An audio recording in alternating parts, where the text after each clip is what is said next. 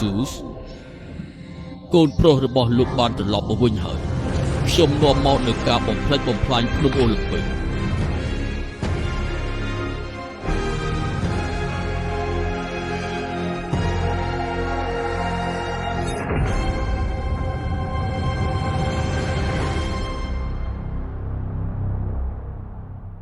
សួស្ដីសុខទុក្ខយ៉ាងណាដែរបងប្អូនទាំងអស់គ្នាខ្ញុំគឺ OGTC ដែលជា God of War ដើមតើអ្នកទាំងអស់គ្នាមានសុខទុក្ខយ៉ាងណាដែរថ្ងៃនេះខ្ញុំរីករាយណាស់ដែលអ្នកបានមកកំសាន្តនៅទីនេះហើយខ្ញុំចង់ឲ្យអ្នកដឹងថា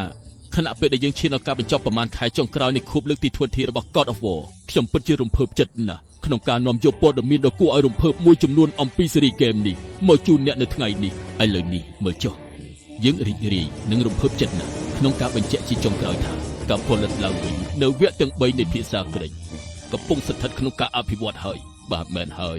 ខ្ញុំដឹងហើយអង្គុយចុះសិនឥ